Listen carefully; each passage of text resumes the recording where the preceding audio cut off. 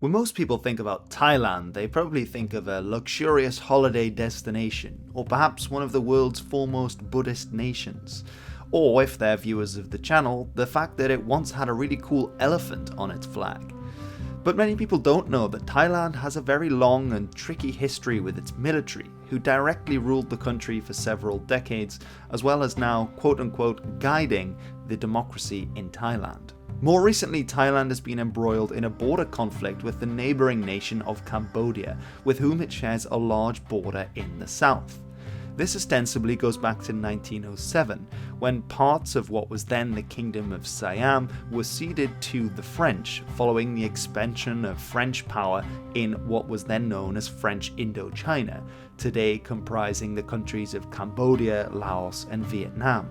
The country of Siam, the predecessor of modern Thailand, is famous as being one of the only countries in the world that was never colonized. However, it did see its fortunes decline as a result of the powerful French power to its border, as well as the British on the other side.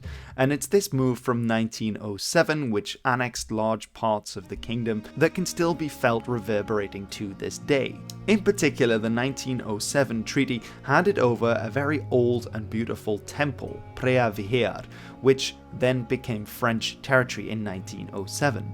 Now, during the Second World War, as I explored in my video about Thailand's role, Thailand became allied with the Japanese, and in fact fought a brief war in 1940 with French Indochina, after which they also assisted the Japanese in taking over large parts of that country and indeed Asia at large. As part of this deal with the Japanese promised to help them get back Preah Vihear, which they did in 1941, annexing it back into Thai territory.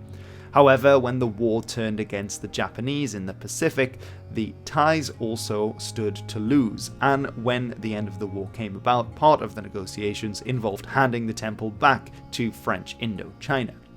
In 1954, following the end of the French presence in Indochina, Cambodia became an independent nation, and the temple became property of the independent nation of Cambodia. Now, let's play a little game about what Thailand did next, called What Happens Next? Did they A. let Cambodia have the temple? Did they B. ask for bilateral talks on ownership? Or C. did they take it by force? That's right, it's B. They actually decided to take it by force, which is exactly what they did. However, Cambodia, with quite a weak military, instead referred this case to the ICJ, and the ICJ in 1962 ruled in favour of Cambodia, saying that this was an illegal annexation by Thailand, and the Thais promptly complied and handed it back to Cambodia.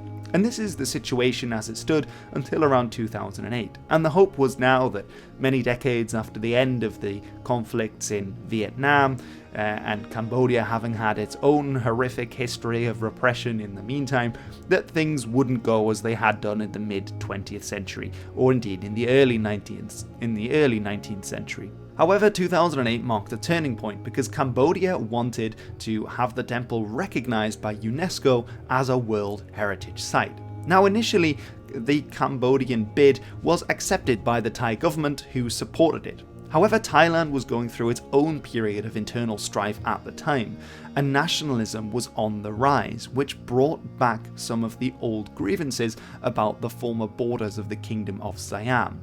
And soon both sides of the divide in Thailand who were vying for power realized that they could use the issue of the temple and of the border treaty at large in order to curry favour with voters, and they turned against Cambodia's bid. What the hell's going on here?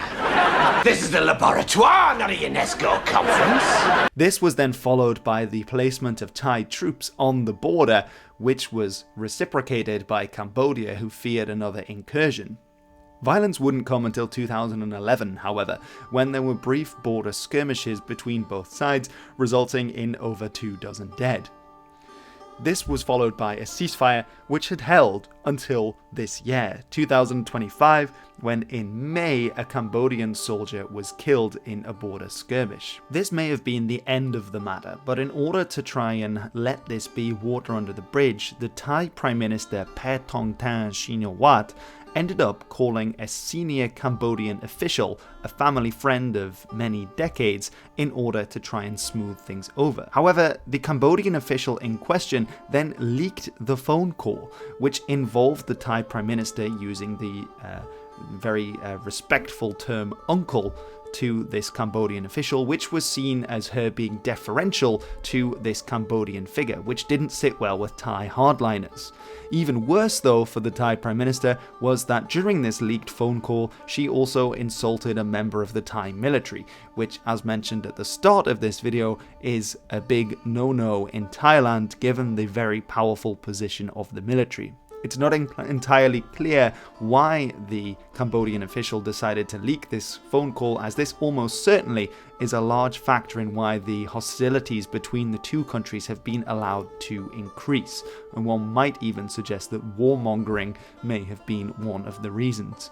War certainly seems to be on the horizon, as in July of 2025, a Thai soldier had his leg blown off by a landmine, involving several others that were injured too. Thailand claims that these landmines had recently been laid along the border with Cambodia and that these were of a modern Russian make, whereas the Cambodians claim that this area has always had lots of landmines because of previous conflicts between the two nations and indeed in the Vietnam War at large, and so that this was an old landmine.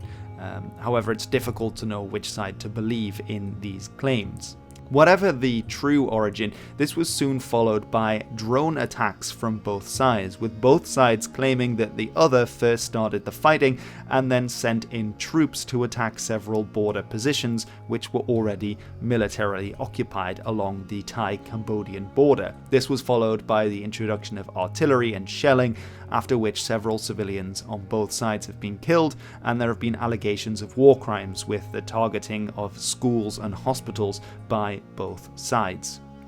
The Thais are known also to have employed their air force, including bombing runs by F-16s on various Cambodian positions, including near to the temple at the heart of this conflict, which as well as in 11 other locations. The Thais have claimed to knock out 2 Cambodian tanks which were involved in the assault, and this increasingly heavy weaponry and vehicles being used is certainly a cause for concern, given that this has now moved well past some small-scale border skirmishes with small arms only.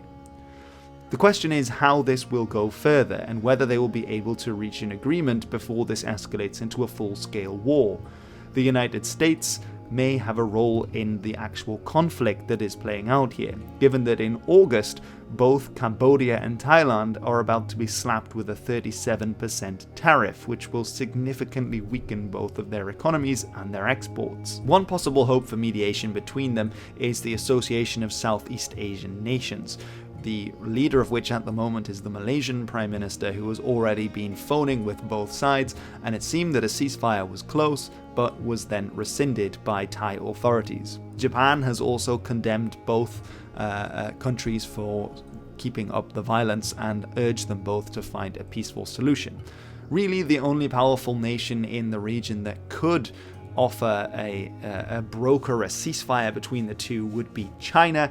China is certainly understood to have a closer relationship with Cambodia than with Thailand, certainly in terms of its trade, and it seems unlikely that Thailand would be very willing to sit around the table with China when the two have had disputes in the past.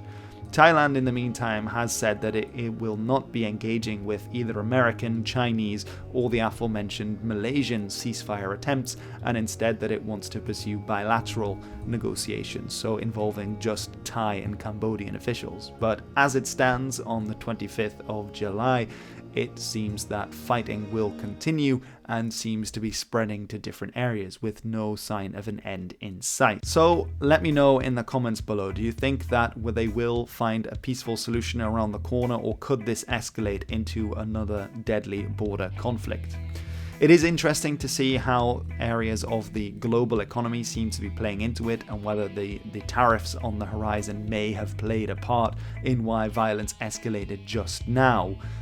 Interesting as well, the phone call between Cambodia and Thailand, between allegedly trusted family friends, that was then leaked, and certainly seems to have played a role in the fact that hostilities could have been put to bed much earlier, and now we're seeing armed conflict between the two nations. In any case, we will certainly hope for peace around the corner, and that the two sides can find common accord, perhaps even a shared ownership of the temple at the heart of it all might be a good model for peace talks moving forward, but how that manifests, of course, is very difficult to say.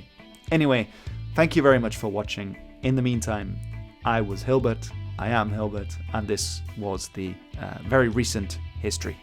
See you.